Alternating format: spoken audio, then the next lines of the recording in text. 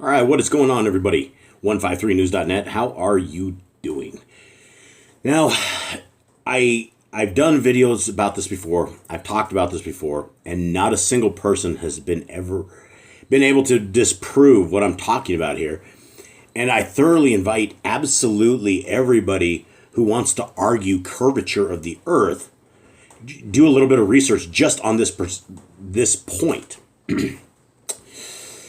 I don't know what shape the earth is, but I can tell you without a shadow of a doubt that in 15 years of microwave wireless experience of shooting wireless links from anywhere from 1 mile to 100 miles, never once in 15 years did I ever calculate for the curve of the earth.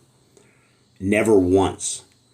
And I never thought about this until way later when I was down the research path. And I thought to myself, I never had any of my texts. I never said, hey, have you guys adjusted for the curve of the earth? Hey, you guys are going to have to raise your antenna up 15 feet. Everything that I did would have been totally different if you had to adjust for the curvature of the earth.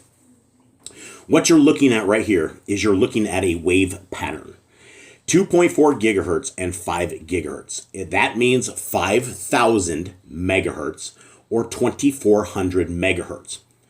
2.4 gigahertz is the wireless frequency that has been with us forever. This 5 gigahertz is not 5G. It's just 5 gigahertz, 5,000 megahertz. It's been with us forever. It's been in home routers forever. This is nothing new. This is the way it is. Now, 2.4, if you look at, I think it's red. If you look at this line, the big tall line that goes from top to the bottom and goes way out of there, 2.4 gigahertz has a different wavelength property that it is able to deal with foliage and small obstructions better than 5 gigahertz. Because the wave goes way up in the top and goes way at the bottom, way at the top, you're able to penetrate foliage that you cannot with 5 gigahertz. Now, you can go even lower, where this one is 2,400 megahertz. If you went to 900 megahertz, you can go through forests. You can go through many trees. The wave is double the length of this 2.4 gigahertz going down and going up. So when the arc or the wave length hits the bottom and hits the top, it has to complete this cycle. If something hits the bottom of any one of these wavelengths, then you have what they call packet loss, or you have degradation. Your signal doesn't stay linked. You drop links. This is called the Fresnel zone. The Fresnel zone is essentially, in my line of business, we dealt with what you call unlicensed RF technology. We did not have to go through the FCC because we used under 1 watt of power. A lot of little ISPs all over the United States, all over the world, do just this. It's low power, right? It is not the high-end commercial stuff with the tons of power that can do anything. So when you are shooting a 2.4 gigahertz link, which I was shooting these back in 2002, I think somewhere around there, when we had hijacked a kind of radio that we needed and got an external antenna connected to it, a pigtail and an antenna, and was able to shoot wireless stuff where it wasn't possible before. This is the early days of wireless for internet. And so the thing about having low power is everything you have to have is very close to line of sight. Now, if you're using 2.4 gigahertz, I can't go very far. I can only go maybe 25 miles with a good solid signal. If I go beyond 25 miles with 2.4 gigahertz, it's going to have problems. The link is going to suffer and it will not be good. Now, if I had 5 gigahertz and I had a line of sight, which means from the rooftop of the house to my tower location, I could physically see it with binoculars or whatever, you could shoot that link. You have absolutely no problem whatsoever. So this is a little bit higher for you guys. When you're looking at the wavelengths and you're looking at why 2.4 gigahertz can penetrate kind of non-line of sight stuff, is because of this. Look at the input along it. The 5 gigahertz gets smaller and smaller. As you guys get up to higher and higher frequencies, it gets harder and harder to shoot it. Say, for instance, see, everybody's freaking out about 5G. In fact, they're freaking out about 60 gigahertz, which is way higher than this. Now, you can't shoot 60 gigahertz very far. 60 gigahertz is, unless you have a ginormous antenna and power, which they're not using because it wouldn't work, their network wouldn't work right. It's something like from your couch to your TV is what they want the 60 gigahertz for. And that's what they're putting in the routers in people's houses. And now that people are being shot up by, whatever it is, they could very well be hurt by it. To the meat and potatoes of this entire thing and how it honestly does not take a rocket scientist to figure this stuff out. This is Cambium Networks. This is a company that I used before I gave up the ISP game way back in the day. And I love their stuff. Their stuff was really good. And it was really fast. And it was breaking speeds. But this is a wireless broadband record of 245 kilometers, which is 152 miles. So this went from this. We'll just read this real quick. We're always looking to push the limits of wireless broadband, reaching farther than ever before to provide high quality connectivity where it previously did not exist. The first step in bringing connectivity to such locations is setting up a point-to-point link, PTP. To demonstrate the capabilities of our latest point-to-point backhaul solutions, Cambium Networks connected a point-to-point link from the top of Pikes Peak, Colorado, to just south of Cheyenne, Wyoming, a distance of 245 kilometers. For reference, that's about the same distance from Paris to Brussels. To make the link more challenging, the link's path passed directly over the densely populated Denver metropolitan area, where RF noise and interference had to be overcome. We added this complication to test our technology's ability to mitigate interference, in addition in its ability to provide voice and video connectivity over a great distance. Now, you will never have, unless you have a line of sight link, you will never ever have video capabilities, or you'll never have that. It's a higher band system. And so like a regular link, unless you have a good link, you're not going to be able to sustain a good video link. I mean, you could burn gigs of bandwidth on a good solid video link.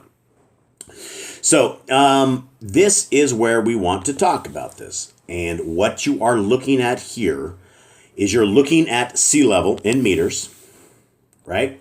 So we go from roughly right here at about 1,800, which is Cheyenne, Wyoming. So we're here 1,800 meters, and the top of Pikes Peak right here is roughly about, we'll say 4,400 meters. Now, when we convert, some of this will go into miles, some of it will go into meters, but we must understand the distance and what they're saying. Now, this line, the straight line from the top of Pikes Peak to Cheyenne is the antenna alignment, that you have you have a send and receive, and you're seeing the signal path between the two lines right there. And what you're seeing here is you're seeing the rock interface. You would be seeing a mountain that was coming off of this. And for a view of exactly what this was looking at, these guys had a truck at the top of Pikes Peak right here. And as you can see, if you look over there, look across that, there's no curve on anything, right? This is not the Earth's curve. This is not what they say would be the Earth's curve. The whole thing is flat. But this isn't even the point of it. I'm just showing that to you. So here it is in Cheyenne, Wyoming, right? And this is the gear they use. This is the dish. It's not a big dish. This is really low power wireless equipment, which means without a shadow of a doubt, it has to be line of sight. So you're saying, okay, that's not a big deal. You're way up high and yada, yada. But here's a problem when we are doing this, because as I said, never in my life have I ever calculated curves sitting on a rooftop or being in the office and my tech was having an issue with getting a link. I never told him, what do you have for the Earth's curve? It does not come into play.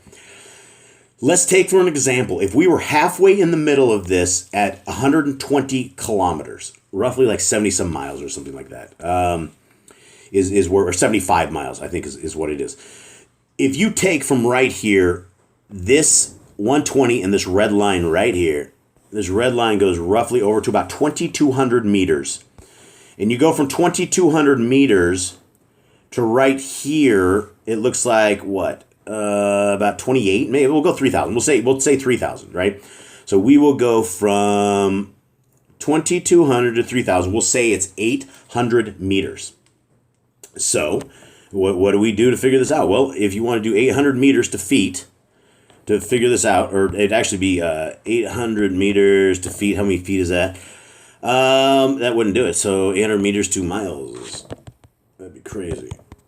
All right, so it's not very far, right? It's 0.49 miles.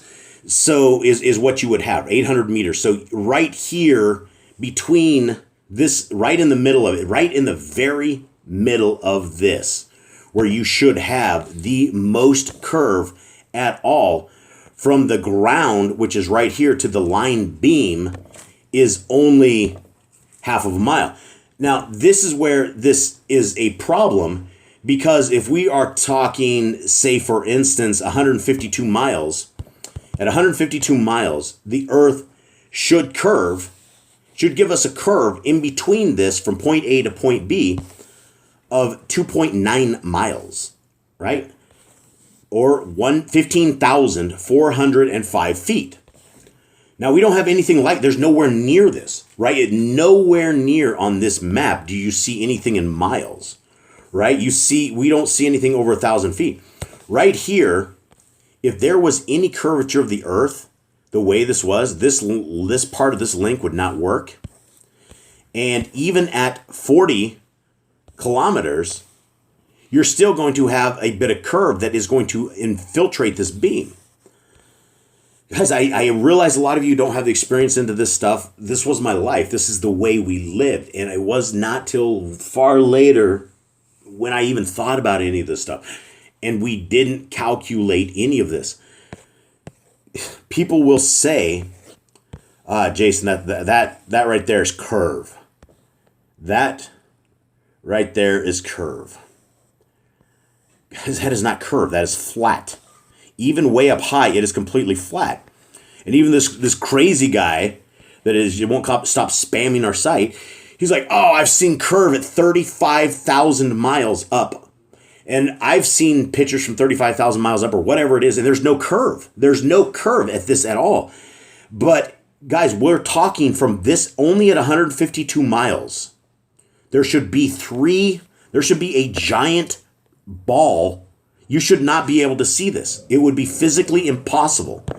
And I don't know how better to explain this. You're either going to get it or you're not going to get it. And a lot of people still don't get it. It seems like the more indoctrinated people are, if they've paid for an education, then they truly believe that we're spending thousands of miles an hour around on this stuff. Guys, this is not possible. 245 kilometers, and you're telling me there is zero curve. This antenna link has to be line of sight. There cannot be a rock in the way anywhere. People have said, oh, Jason, you're bouncing off the rocks. Guys, I've shot into rocks. I've tried to bounce off the side of mountains. I've bounced off people's roofs. I understand how wireless antennas work and how the spectrum works. The higher in the spectrum you go, this 5 gigahertz link that they proved without a shadow of a doubt that they were able to sustain good packets through, there's no curve. From this point to this point, this is not curve. This is all terrain. The red stuff, this is terrain, right? Because you would have the curve in the middle, right? If we are on a giant ball, let's be logical. There would be right here in the middle of 120, the ground, the earth would come way up. We're talking 3 miles, even at half of that. Even if we did 1.5 miles, we're only talking 2,800 meters to 2,300 meters. We're talking 1,000 feet. There's no way there is curve. There is no way. But everybody will argue this. Everybody will say I'm retarded. Everybody will say I didn't experience the things I did. What do I do? Anyway, just putting it out there for you guys. Much love. I'm out.